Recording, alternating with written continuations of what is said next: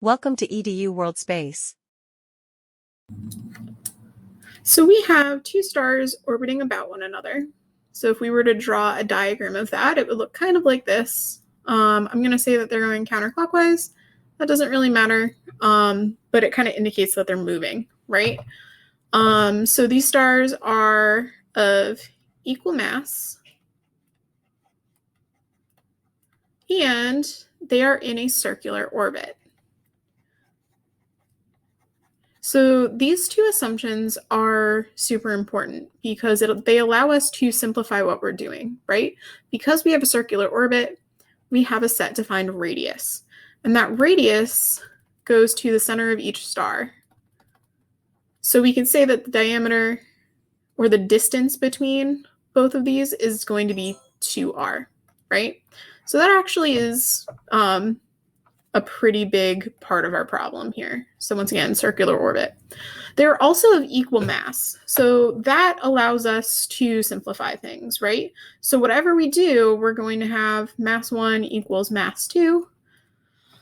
And that will allow us to kind of just save some pen and paper and some ink, right? Because if we want to know the gravitational force that it is causing these two stars to orbit one another, we're going to need to use Newton's law of gravitation, which states that we have a gravitational constant multiplied by the mass of one object multiplied by the mass of the second object, all over the distance between the two things squared, right? So in our case, once again, if we're assuming equal mass of both of these stars, m1 equals m2, which means that turns into an m squared, right? So we can rewrite this equation to say g m squared over the distance squared.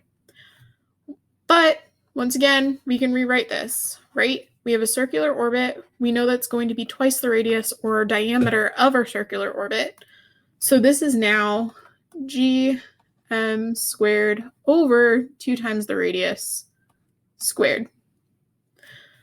This simplifies out. You can rewrite it as g m squared over 4r squared. That kind of just saves you some time. So this is the force of gravity, or the gravitational force that is keeping these two stars in orbit together. Now, if we wanted to know the speed of them, we know that they are in a rotational motion. So they're going to have rotational acceleration or angular acceleration. So it's either AR or omega, depending on your conventions. I'm going to use AR.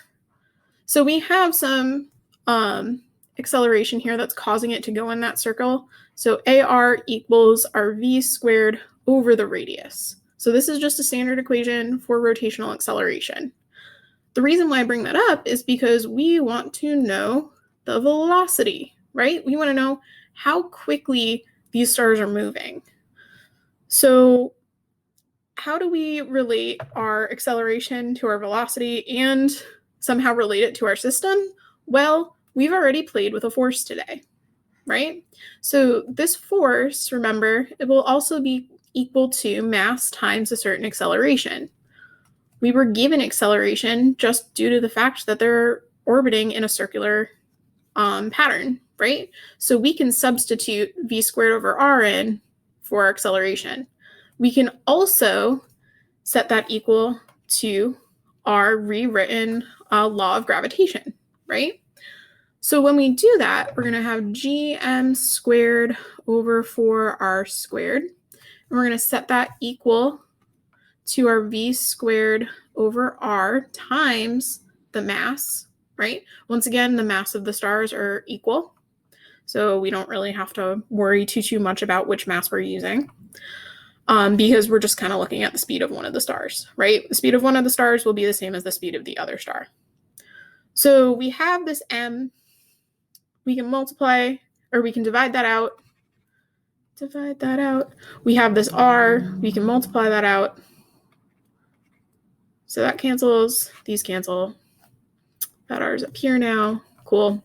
I'm just doing this algebra. So we have v squared equals gm squared r over 4r squared m. Let's cancel some stuff out here. So we have v squared equaling gm over 4r. If we take the square root of that, that means our velocity is going to be equal to the square root of gm over 4r. So now this is super helpful if we wanted to do something like determine the period. So our period is how long it would take one of these stars to make one full rotation. So we're going from here all the way around and back, right? So t is defined, just so we know, t is defined as 2 pi r over the velocity. This kind of makes sense. Once again, we're a circle, so we do need a pi in there, right? So let's go ahead and plug in our velocity into our period equation. So if we were to do that, our period would equal 2 pi r over the square root of gm over 4r. Now, let's go ahead and just square our period.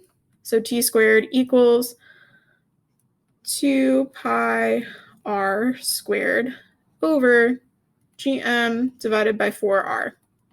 This 4r can then be placed up here, right? So we're going to end up getting t squared equals, let's go ahead and square that out as well, 4 pi squared r squared times 4r, all over gm. Sound good?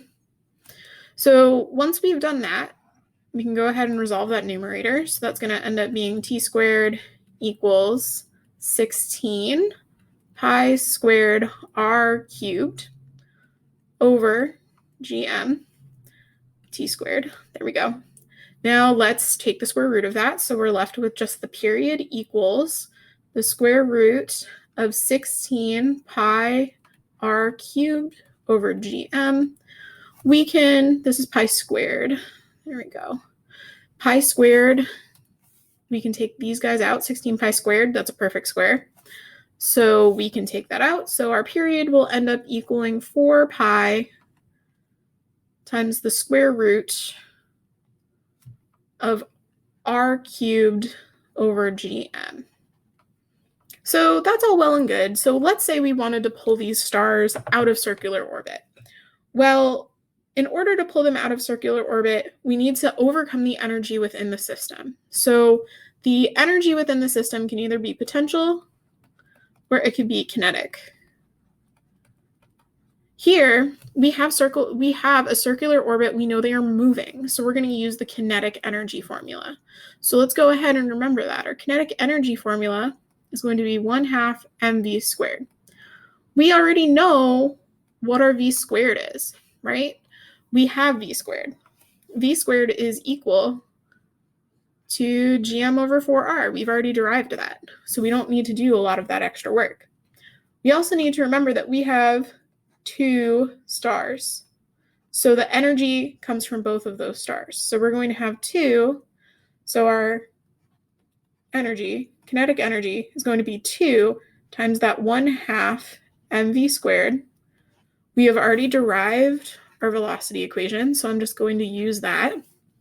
So our kinetic energy will equal to 1 times 1/2 the mass of a star and its velocity squared, so gm over 4r. We can go ahead, knock this out, because they're going to cancel and multiply to 1. So our kinetic energy will therefore be m times gm over 4r, and that will simplify down to our energy equaling gm squared over 4r. So that's kind of how you can go ahead and use all of these laws to your advantage when you're talking about a system. Remember, we made some key assumptions. So we were told that we had equal mass, we were told we had circular orbit, which is why we could do a lot of the simplification that we did.